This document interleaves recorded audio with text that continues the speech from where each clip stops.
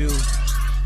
Let the light in, man, it's the 2-hour lunch break, dog, I'm locked in. So turn your speakers up a notch and grab the white gin. And when I'm on the road to the office or the crib, it's Big Zeus, St. Jude, the ones I wanna hear. This is that 2-hour lunch break, live from Lady Bird J. Lay. Coming to you live, putting on for they city. This is that 2-hour lunch break, live from Lady Bird J. Lay. And we back, Zeus P, St. Jude.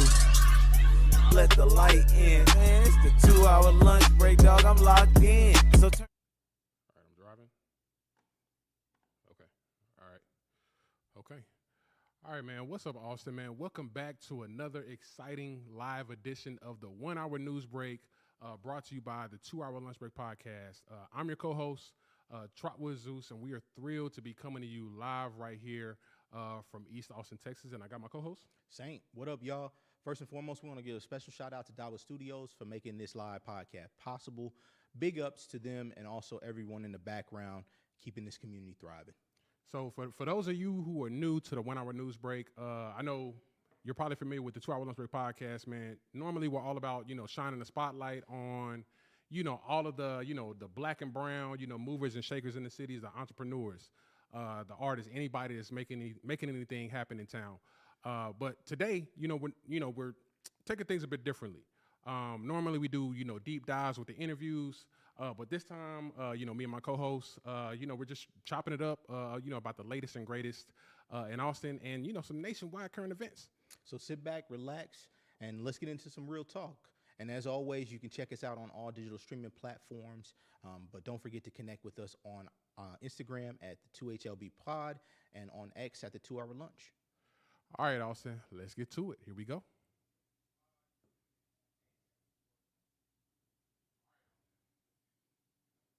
We got the intro.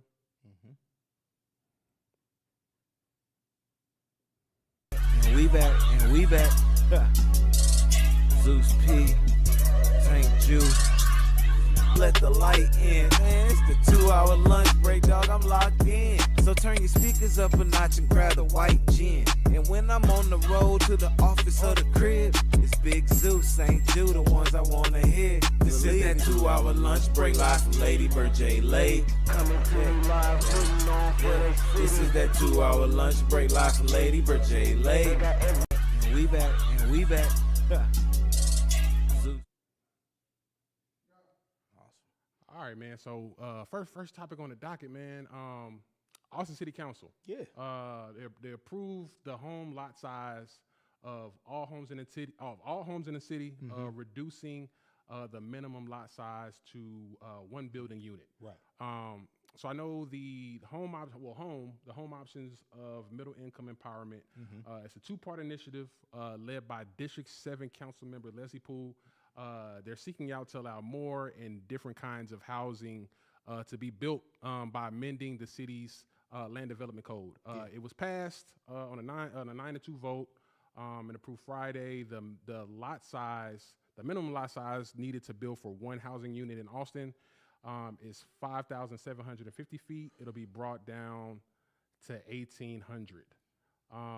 I was gonna say, man, an initiative like that, it proposed changes to the land development code that it comes some years prior before the city council. I know it's really controversial. I was gonna say, what are you thinking about it? Man, I think I do think it's a good initiative, and it definitely helps our community, especially when it comes to gentrification and displacement, and specifically for individuals who are, as we've learned during this podcast, unhoused, right? I think it definitely can cause some uproar, and I've heard about some critics having some uproar, basically saying as it could be, face risks of due to fire or higher housing density, and then also in the same token, displace, while it is offering lower housing opportunities for the housing requirements, but it is also could potentially displace our black and brown community that we serve here in Austin. So yeah, I think that might be a difficult struggle that maybe, I don't know, maybe a double-edged sword for Austin. How do you feel about it? So I'm not gonna lie, bro. I'm really on the fence. One, I do think I'm a big fan of really, really dense housing. Right. Right. So I know if you've ever been like to, any other cities and like major metro areas, like when you think of like the East Coast, like when you think of like Philly and DC and New York, just for example, it's a lot of dense housing. The public transportation quality in comparison to Austin is really, really high. So I think those are net positives, right? But I do feel like maybe there should be some studies. Yeah. Maybe we should flesh that out because a lot of those cities, bro, like they're not dealing with some of the issues that we're dealing with. Just like you were saying, a big issue in Austin is gentrification and displacement, right? And it's like, okay, once this dense housing happens, what happens to, like, say for instance, if we want to throw dense housing onto the east side, right? Who is that dense housing going to be for, right? Like, is it going to be for the people that have been in Austin, specifically on the east side, for generations and generations? Or is it going to be for people that are coming in from out of town? You got somebody that's coming in from, like, Idaho or, Right. Minneapolis or Right. something like that. Right. And, it's like, oh, yeah, there's cheap housing on the east side where the blacks used to be. You know what I mean? Like who is that going to be for? Yeah. So I'm on the fence. I do think I do think some additional studies need to be run. I do think they should try to flesh this out a little bit more because the general public, they really haven't given us a ton of information about it. They just approved it, and then that was it. Well, yeah. I mean, even to your point, right, about the even moving to the east side where the blacks were, right? Right. Yeah. Isn't that where if anybody knows Austin like that, Yeah. black people were originally on the west side. That too. Yeah. You got So a point. let's if we're really unpacking it, Right. are we really talking about the same thing that happened in the past recycling itself, and we're just we're looking at it from a different point of view, and they're entitling a home phased 1 and 2 Right. as a mask, Right. or is it something very, very deeper that's inclined to help and assist? I know another big quarrel that comes to mind when I think about that is also security, right? Like when people are in those tight knit areas, how safe and how secure is it with those dense populations and areas? So I would definitely be curious to learn about that. And plus, in addition to that, maintaining that space, right? So what does that look like for the people coming into that housing space? Right. Are they in the workforce? Are they looking for assistance? What can they provide to help that community thrive? Yeah. I think that's everything. That's anybody who, when you move into a new neighborhood, you want to know, right? Is the population good? And can I trust my neighbors? You know what I'm saying? If somebody's looking at my car some weird way, is Aunt Nancy down the street gonna let me know, like, hey baby, somebody was staring at your car last night, and we need to watch them. Right. I'm the neighborhood watch for this community. So Right. yeah, I'm intrigued, but yeah, like you said, I agree with you. I'm kind of on the fence about it. We'll see. Yeah. So okay. So kind of piggybacking off what you were saying. Yeah. If it's honestly, bro, like if it's done the right way, it can do some amazing things. Absolutely. Right. Because like I said, I'm a proponent of dense living. Right. I think a big benefit. It increases walkability. Of a city.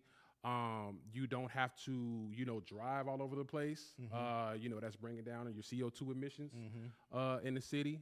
Pollution decreases. Right. Right. Things of that nature. Cost of living most likely will be decreasing. I mean, it's just kind of started in the city. Yeah. That's because so Barely. much housing has been built so far. Right. So if you were to further make that even more dense, I think you would see those numbers start to come down. So if done right, it can do a lot of good. But I mean, keep in mind, we know that the city of Austin, man, they not 100 when it comes. we gonna be real. Yeah. The city of Austin, like I love being from here, but the city of Austin as an entity, as an institution, has not necessarily had all of its citizens' best interests in mind when it comes to decisions in housing, and stuff like that. So if you put the right people in place to handle this the correct way, it could do amazing things. But if you let the wrong people get a hold of this, Boy. it's gonna be nasty work, man.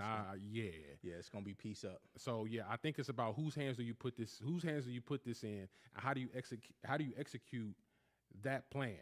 You know what I mean? Because if it, like I was saying, if it's done right, this can affect the city positively for generations. Right. You know what I mean? Like there can be dense living, there can be, you know, like I said, cost of living can go down, that can last for generations. Right. But if you just, you know, give it to anybody that's all about a buck, who knows what's gonna happen? Yeah, there's you no know, telling. There's no with telling. that. You know what I mean? Yeah, and it could, yeah, like you said, it can go awry. It doesn't matter what, but I'm excited to see what the city has to offer, and the city does. Hopefully, they take a step in the right direction.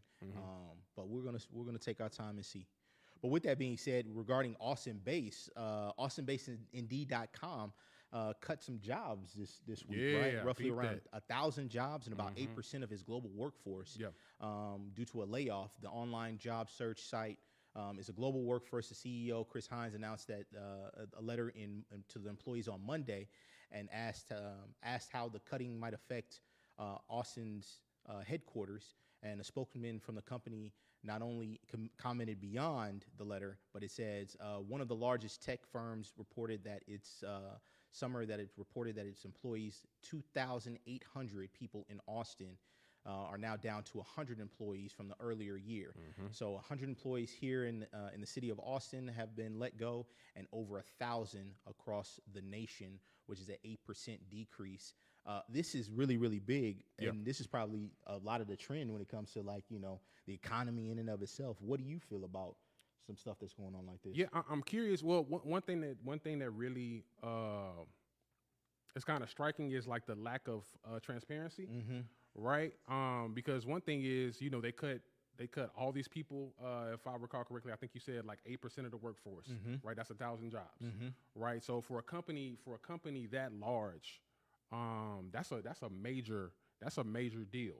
You know what I mean? And to do that without giving anybody any heads up, it's just like, all right, we letting y'all go, and that's gonna be that. Like the thing is, a lot of people have moved for those jobs. Like Indeed is a big is a big power broker in the city. You know, along with a lot of the other companies that have moved into town.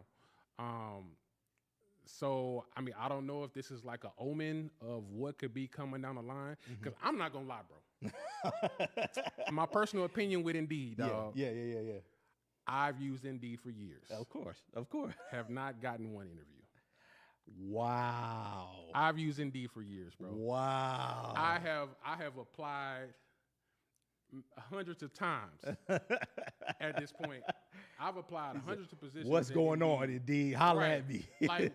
like Indeed, what's up, bro? Like the employees that y'all do have, what have we been doing here? Yeah. You know what I mean? I definitely heard. I definitely heard the platform has been a little funky, but you know, I think what it's really challenging and interesting is a lot of these organizations, these large corporations, they'll do job releases or layoffs, right? Yeah. But still be in the positive, right? Bruh. Still be in the earning. So it's really, really interesting because I know some other companies and corporations that have happened dissimilar too, like your Dell, like your video game companies and stuff like that. Some of the technology companies here in the city of Austin have done some minor layoffs here and there, but they're still identifying a profit in the overall organization. So that may be something, you know, some of the organizational structures kind of, you know, moving puzzle pieces around to help you figure it out to save money. But yeah, you're right. That platform is kind of, y'all need to fix that. It's shaky, bro. I don't know if it's us or it's y'all, but y'all need to fix that. Dog. So I mean, I think mainly more than anything, I think it's kind of indicative of what you're seeing from the tech industry overall. Yeah. Right. Like the tech industry as a whole, man. They've been taking some hits. Yeah, man. When you think about all those major companies, you think about Indeed. I'm trying to think of who else off the top of my head. Even Tesla. Tesla. Yeah. And that's just in Austin. Right. I know we got a couple other companies in town that have done some layoffs kind of just out of the blue. And I think this is, like I said, this is indicative of something that's going on nationwide. I think the tech industry as a whole, it's not looking the best. It's not looking the best. I don't know what that job market is going to look like. Honestly, I see a lot more of this happening. I see a lot of downsizing coming in the industry. You know what I mean? So I think it's part of the economy that we're experiencing right now. Bingo. Right? I think it's just I mean, shoot, even the housing market is still crazy, as you said. Even though we're still building homes rapidly, the housing market is still insane and nuts. Like right now, they said the average APR rate for a house is 7.25. Crazy, bro. Bro, like Crazy. you're basically spending a quality chunk of money just to get a house on interest rate. Arm and a leg, fam. Like, fam, that makes no sense at all. And furthermore, just some of the loops and hoops that you got to go through in order to qualify for a home. Yeah. Especially if you're having, some of that struggle that most of our people do have with their credit. You know what I'm saying? Like that may be a struggle and difficult challenge. Yeah. But I think that it's very telling. It's very telling. Right. I agree.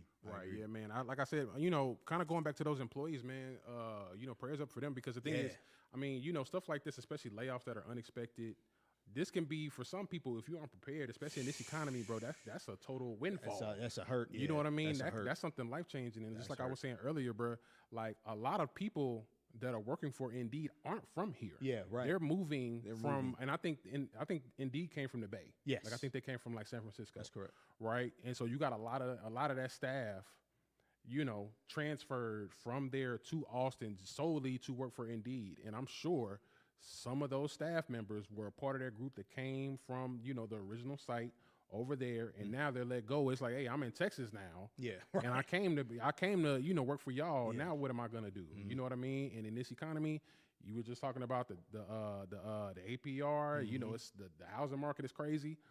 I just think it was, if they were gonna do it, I do feel like it was handled poorly. There haven't been any details of what their severance packages are gonna look like. It looks like they're gonna have some kind of town hall meeting. Actually, today, they're scheduled for a town hall meeting, a global town hall meeting, with all Indeed executives. Wow. So I don't know how much transparency that's going to have for the rank and file employees with Indeed. We'll see. I guess they're going to be talking about the overall organizational structure. That doesn't sound like the most positive thing. If we what does keep it that even mean? You know what I mean? So, well, for you Indeed employees, if y'all know an Indeed employee, tell them to give us the info. Give us the details. We need to know what's going on. Let us know how to get it. Let us know how did y'all give us help the people algorithm. Get hired? Yeah, right. Give us the One, algorithm. like let us know that. Plug us in with the algorithm. Plug us in with the algorithm, bro. Like for real. So yeah, man. Get us right. Get us together, man. Right. Because most importantly, really, what we want is, we want to be able to get on that algorithm, get on that platform, click the button, apply easy, one stop shop apply, right, and get a call, right. There we go. So let us know how we can help. There we go. Help y'all help us. So yeah, man. So other news in the city, right? Okay, well, actually in the state. Okay. Starting off this week. Early voting for Texas's runoff election has started this past Monday. Okay. The joint primary runoff election featured contests for offices in which no candidate. Well, this is in Travis County. Okay. So the joint primary runoff election in Travis County featured contests for offices in which no candidate received more than 50% of the votes in the March 5th election. So this is a very tight race. So they're basically doing a revote for this entire deal. So for Travis County, we're looking at a couple different elections. Okay. One is for the Justice Third Court of Appeals District, Place 2. This is a Democratic runoff. Okay. This is with Mr. Edward Smith and Miss Maggie Ellis. Then we have another for the United States Representative, District 35. This is a Republican runoff. Michael Rodriguez and Stephen Wright. Do you have any idea about these candidates? No clue. I'm not going to even front on you. Okay. Yeah. So I'm going to keep it a buck. Okay. I'm in Wilco. Okay. Right. So I can't actively participate right now. So yeah, I've been in Wilco for a little bit. Okay. So I can't actively participate in the Travis County. But this is your bag though. Right. Yeah. This is your bag. So for me, yeah. Right. Like I think a lot of people get caught up in elections at the national level when you're talking about the presidents and Biden and Trump, and we're not even gonna get into that right now. Yeah, not at all. So I'm a big proponent of voting in your local elections. I do think, of course, voting in presidential elections is very important. You should be able to have a choice on who you want to run the country. Yeah. Right. But with that said, though, you can get more tangible results, and this is me opining.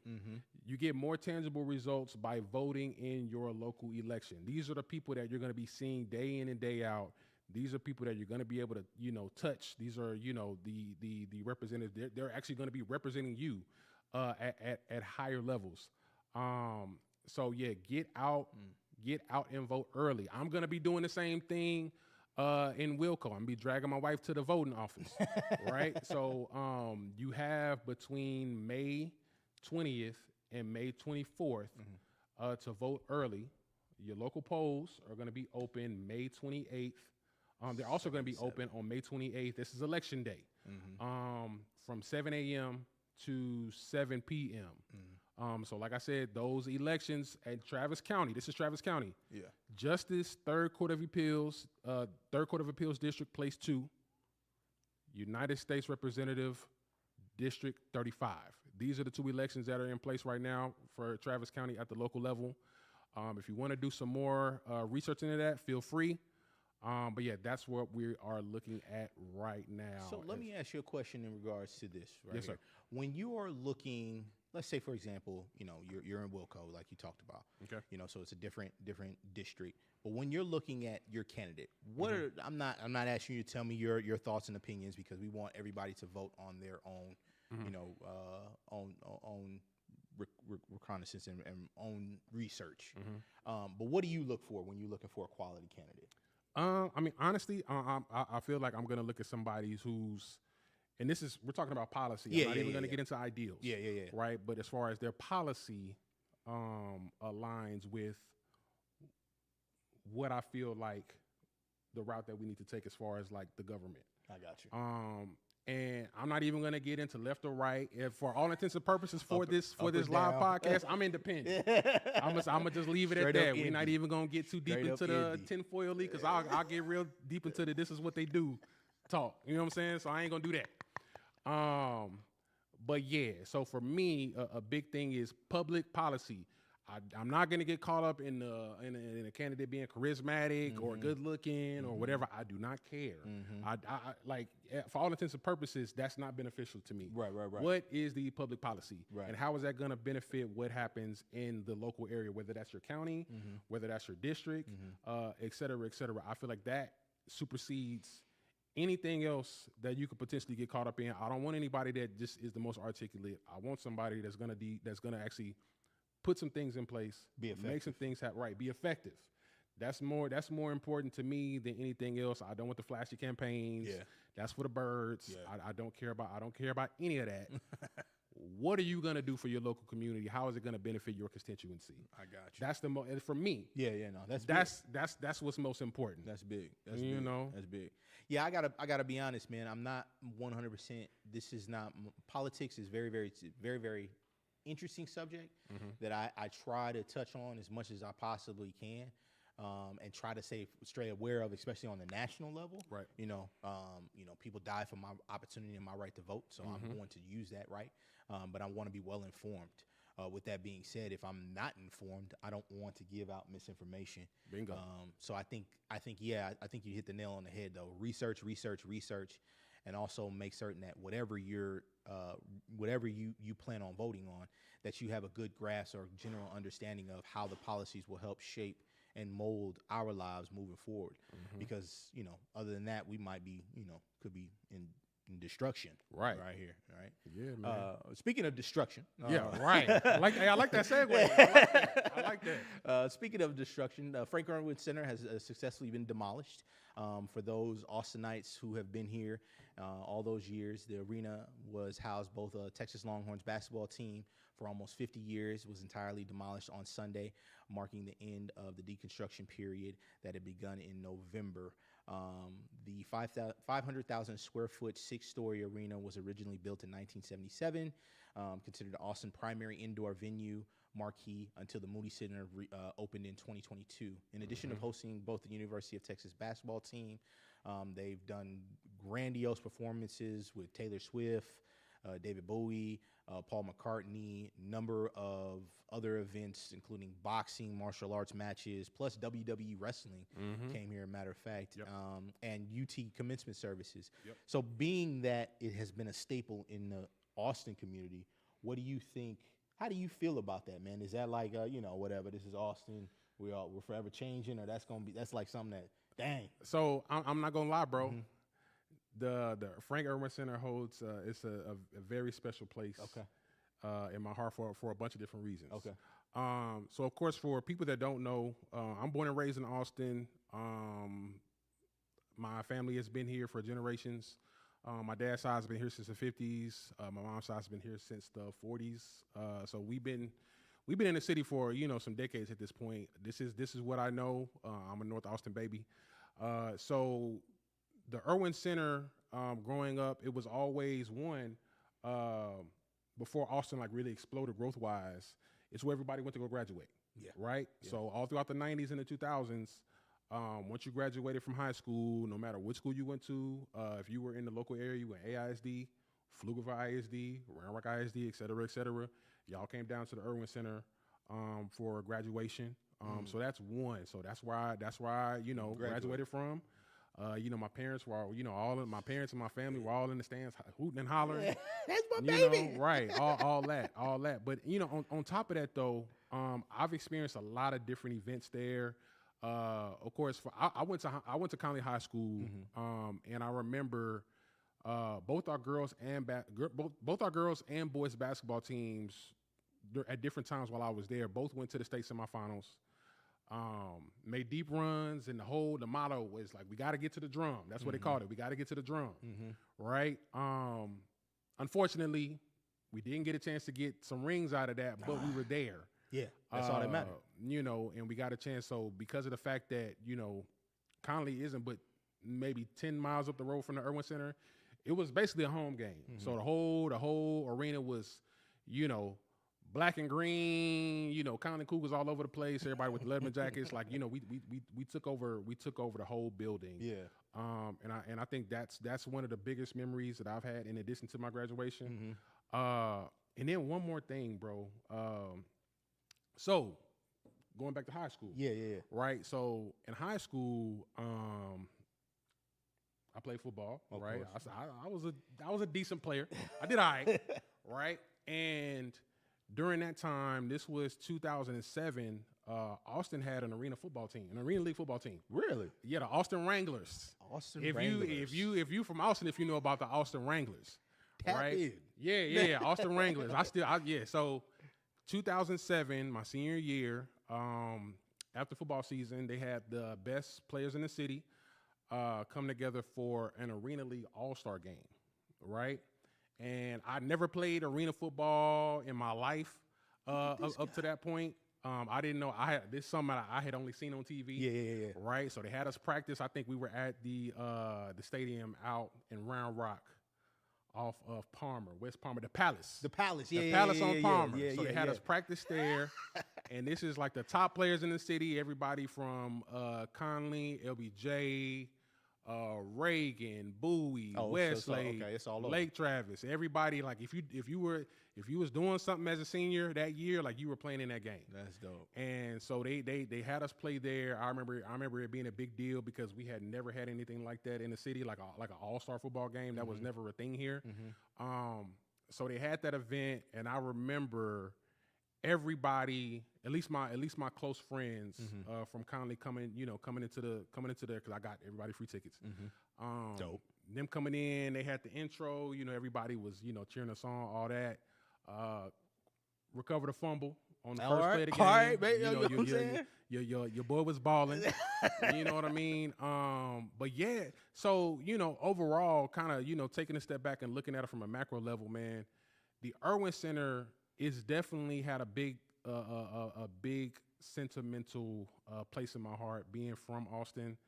I hate to see it go, but with that said though, I do understand that because the city is growing so much that it has to make way for other things that are going to be coming, right? And kind of piggybacking on what you were saying earlier, as far as like potential progress, I think the arena, I think it's going to be demolished to make way for like some additional construction. I think there is the hospital, UT. Yeah, UT treatment, cancer treatment. Yeah, cancer treatment. The Cancer Treatment Center, MD Anderson. It's 2 hospitals. They're going to be located at the University of Texas at Austin Medical Center, featuring one hospital owned by UT and the other by MD Anderson. Okay. So yeah, I mean, don't get me wrong. I love that place. Yeah. I wish it could still be around, but I do understand that things have to be, some changes have to be made. It's been around since '77. Yeah. Got to move on. Right. All right. Here we go. If you had to rank them, all right. Okay. Frank Irwin Center. Okay. Or Illusions. Oh, bro. Ooh, not Illusions. Okay. Yo, okay. So for people that don't know, Illusions was a club in Pflugerville in like the mid aughts. Yeah, right. The mid aughts. And Pflugerville was probably the most popping club that existed at the time. Man, any rappers that came to the city, they was going to Illusions. Going there, yeah. Even Charlie Boy made a song about Illusions. Yeah, I look good. Hit that ATX, get it popping in Illusions. Illusions. That's that spot, right? It's nearby. If you've seen Planet Fitness in Pflugerville, that's what he talking about. That's what I said. Oh man, if I had to compare the two. That's a long time ago, my boy. You brought some memories. I remember sneaking in Illusions when I wasn't supposed to before I was 21. So Illusions. Allegedly. Allegedly. I gotta. I'm gonna keep it wholesome. Okay. I'm gonna keep it wholesome. Okay. I'm gonna stick. Yeah, I'm gonna stick with the Irwin Center because if my mama, well, she probably know now.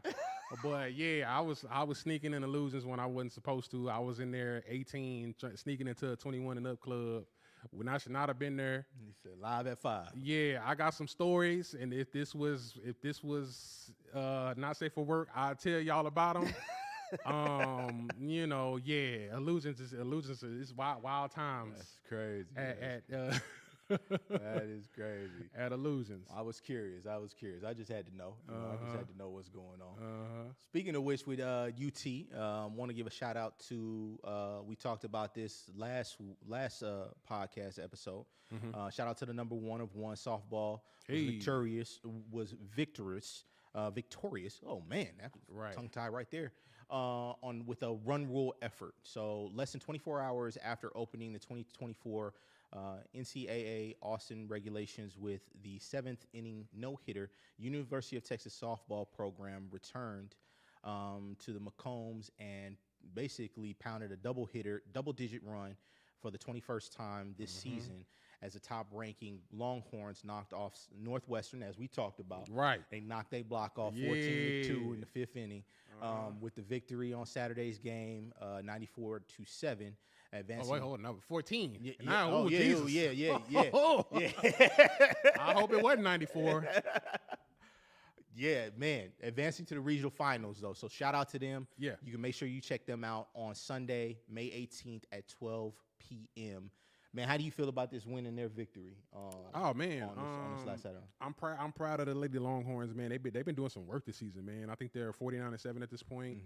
I know they're ranked number 1 in the nation. They're the top seed of the entire bracket. Yeah. And I know we were talking about this on a previous live that we had done before. Yep. This is really a testament, man, to Texas athletics as a whole. Like it seems like Texas in every sport, not just the top sport, like when it comes to like football and basketball, but Texas seems to be good or at least solid in everything. When you think about golf, when you think about rowing, when you think about swimming, literally at like every sport you can think of, there's not like a quote unquote bad team that Texas has. So I think like I said, this is indicative of just the facilities, the investment, the recruitment, all that stuff. Like Texas has athletes on top of that. Yeah, man. I mean, they're just they getting these chicks up out of here, bro. He said they get to it. So we're gonna see what they're gonna do. I know, just like you were saying earlier, they play again on Sunday. This coming Sunday, May 18th, they're going to be playing the winner of Northwestern and St. Francis or Siena. So we'll see who comes out of that to get their block knocked off again.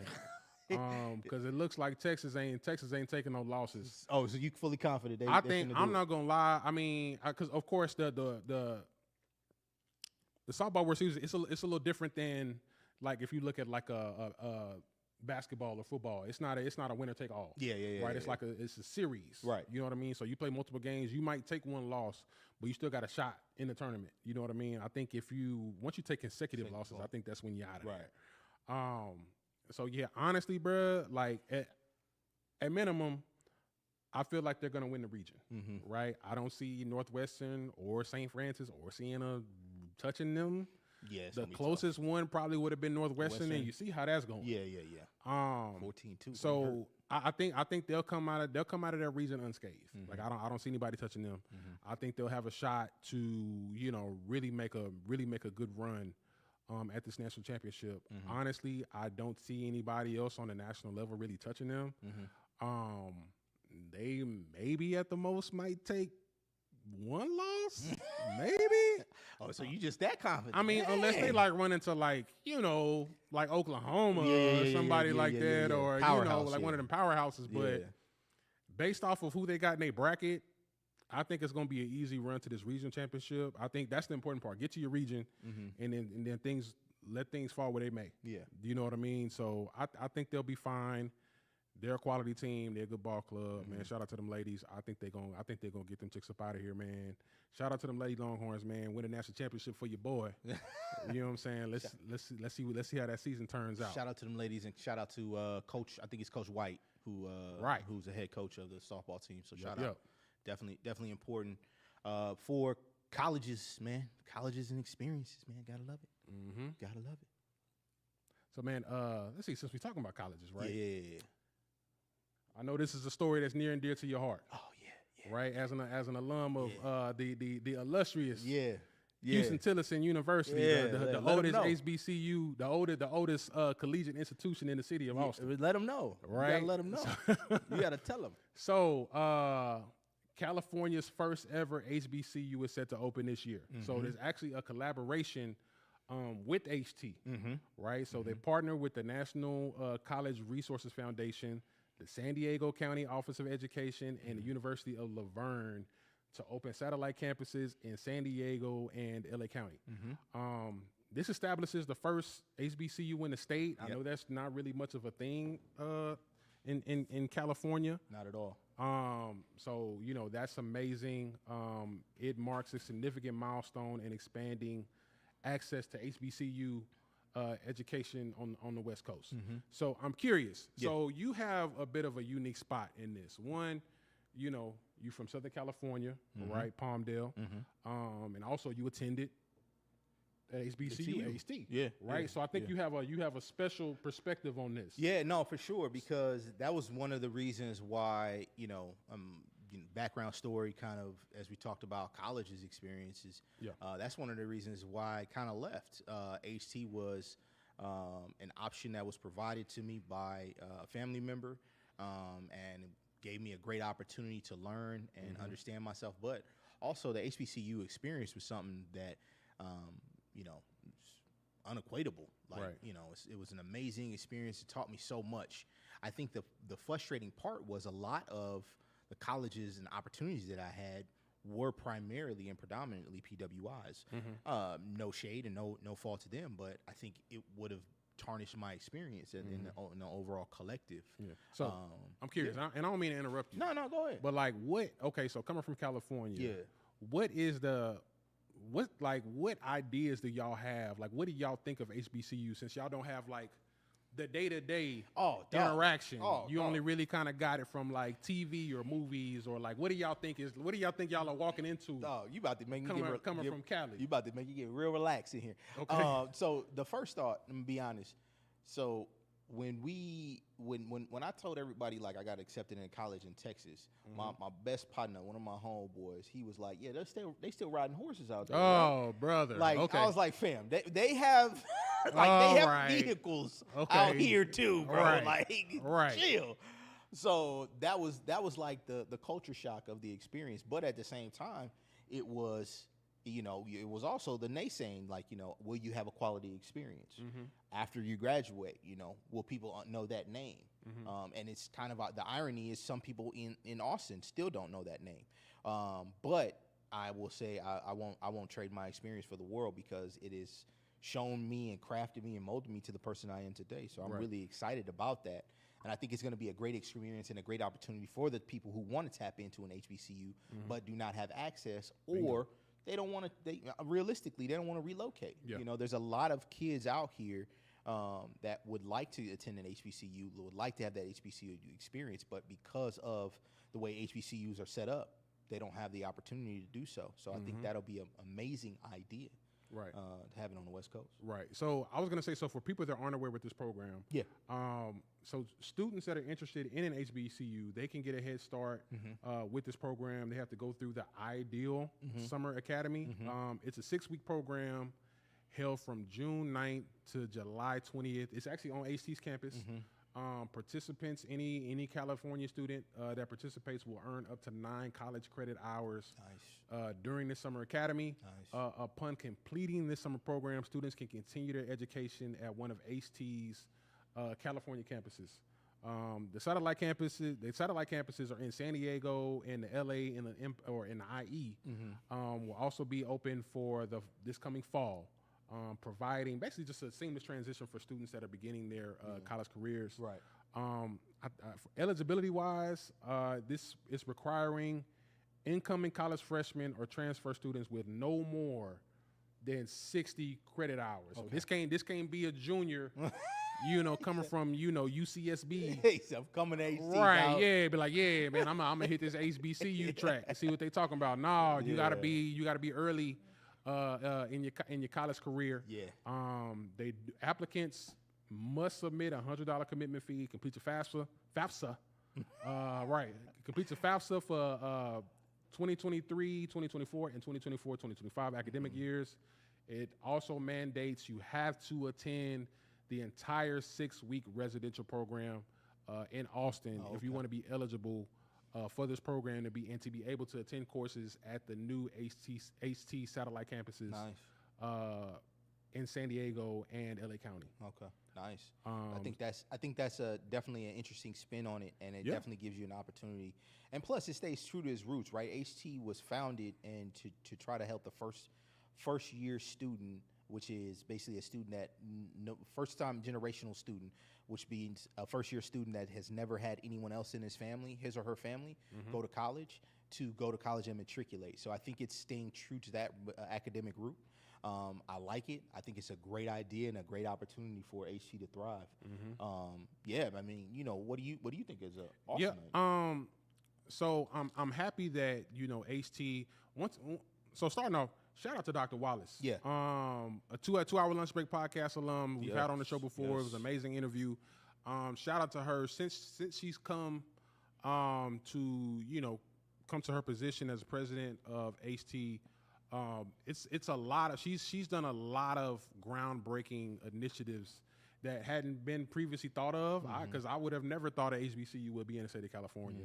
I'm gonna be honest. So to expand that brand, she is basically, setting the first HBCU footprint in the state of California. We're talking about basically an untapped market, right, when it comes to HBCUs, because most times, kids like you coming from California, y'all gotta cross time zones. Nah, for real. To get to HBCUs normally. Let me tell you, you that know 2 what I hour mean? hurt. Right, yeah, I bet. And so that presents, kids coming, kids like you coming from California, it presents y'all with another option. Like, hey, HBCUs aren't something that's just on TV. Yeah. It's not something that's just in a movie, right? Yeah. Like, this is something tangible, and I don't have to go halfway across the country to, access these institutions, access this, additional culture that I didn't normally get to interact with growing up. And I think to your point, I think the other tidbit is there's a research study that was created, and basically the average student, if they live 100 miles away from their university or college, usually have the tendency to drop out. I can see that. So having that, like, individuals that have that grassroots location or site that can go to it, go home, And anybody who knows California, Inland Empire, those locations know that, it's going to be traffic, sorry, one-on-one, got to hit the one-on-one or the 405, but it's going to be, at the end of the day, right. You can get home. And I think the individuals who know that are more likely to stay with the college and university of their choice, of their first choice, and it'll help them learn themselves, learn the instructors, learn the teachers, and help them on their overall college experience and journey. I think that's really big and really important. Big deal. Yeah.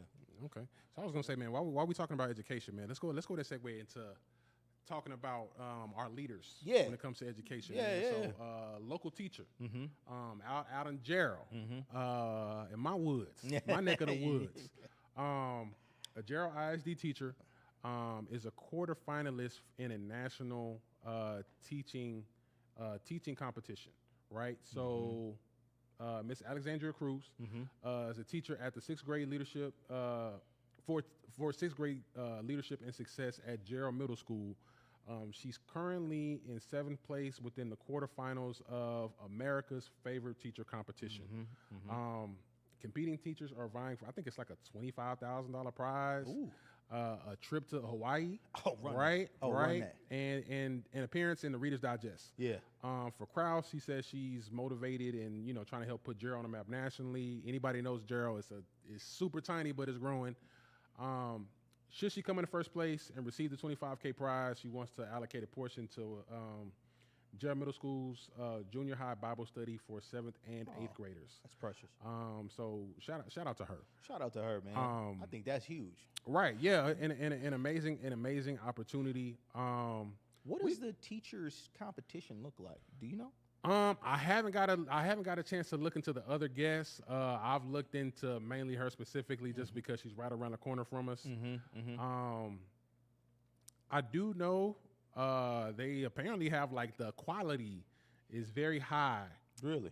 Yeah, like these are very accomplished teachers. They come from all walks of life, all kind of socioeconomic backgrounds. You got teachers working in poor districts, some teachers working in rich districts, some teachers working in pre-K, some in high school. So it's a little bit of everybody. I was gonna say, I know we've talked about how we feel about teachers, right? On previous lives before. One, I feel like honestly, this competition actually shouldn't even exist. No. I'm not even gonna lie to you. Like, if we're gonna keep it a buck, we're gonna keep it a buck. Teachers shouldn't even have to like compete for like a $25,000 prize and like a trip.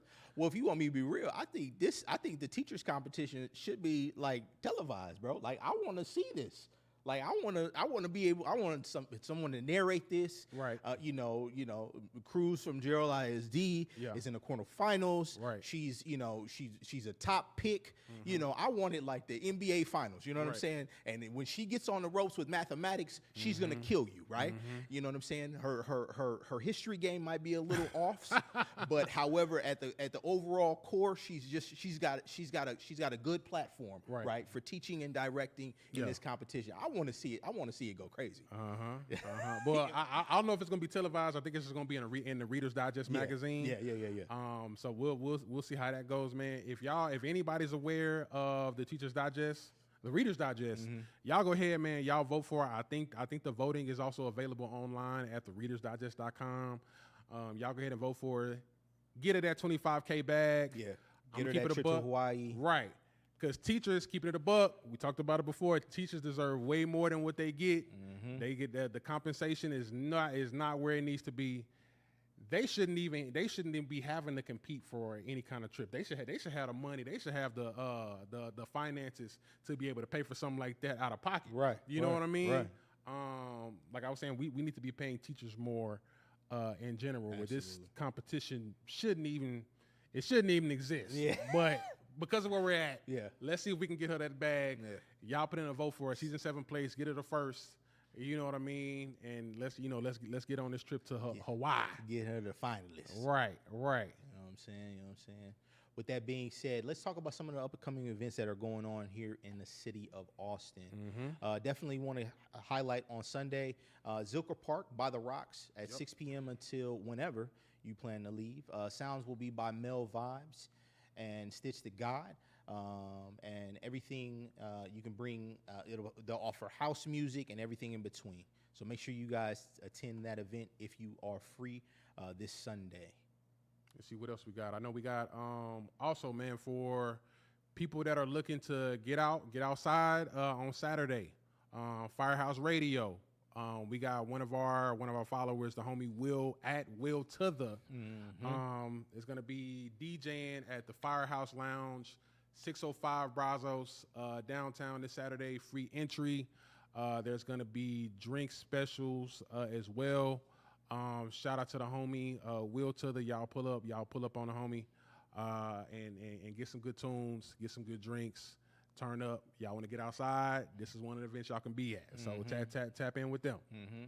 And then also on Thursday nights, we have Tater Q. They're going to have their karaoke nights. Be sure to pull up there. I know it's going to be a portion where children are allowed, but then there's going to be a separate portion where, you gotta go. I ain't gonna say it's gonna turn into freak nigga, nothing like that, but the baby's gotta go. The baby's gotta go. Also on Saturday, they'll be having their Saturday brunch, so make sure you attend that if you are free. Most importantly, Sunday Fun Day. They also turn up on Sundays. Got a DJ, usually DJ. DJ Big Champ. Big Champ. Yeah, Big Champ. Yeah. Shout out to Big Champ. Big Champ the God or something like Champ that? the God. Yeah, shout out to the Champ the God. Make sure y'all tune in and make sure y'all tap in to Tater Q.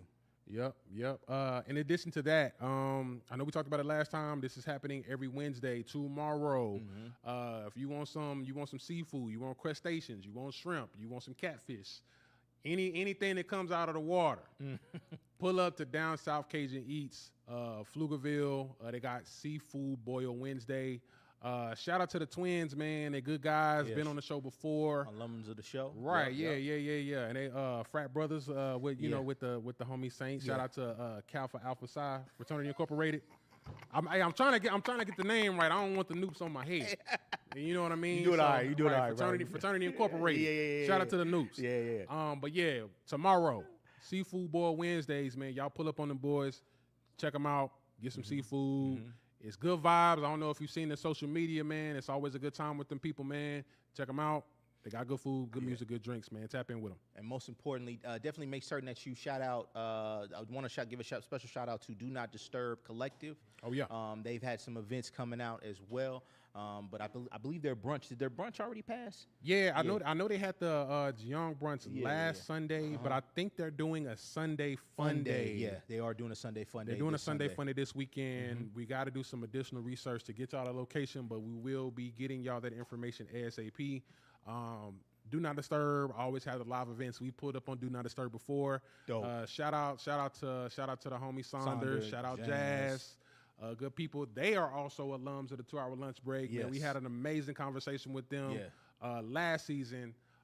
Tap in with them as well. Get you some good vibes. It's beautiful people all over the place. All that. I'm married, so I can't participate in that. But I'm just letting y'all know if that's the vibe you're trying to get into. Going out there. You got options. If you're looking for a baddie, no matter the gender, that's where they at. Going out there. You know what I mean? Get blessed, my brother. Get Right. blessed. Yeah. Right. So man, Queen, tap in with them. Tap in with them. Yeah, and all right, y'all. Well, that's another edition of the 1 Hour Lunch Break, 1 Hour News Break podcast. Thank you so much for tuning in tonight. We appreciate you guys for being here with us. Big shout out to the productions behind the boards. You can find him at Cafe Yodo, and salute to our home studios, DAWA Studios. So y'all know where to find us. We're streaming on all platforms.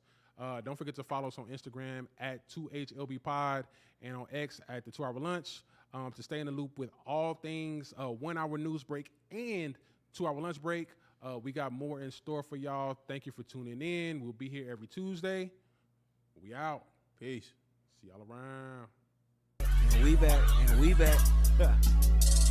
Zeus P, Tank Jew, Let the light in, man. It's the 2-hour lunch break, dog. I'm locked in. So turn your speakers up a notch and grab the white gin. And when I'm on the road to the office or the crib, it's Big Zeus, St. Jude, the ones I wanna hear. This is that 2-hour lunch break live from Lady Bird J. Late. Coming to you live, putting on for that. This is that 2-hour lunch break live from Lady Bird J.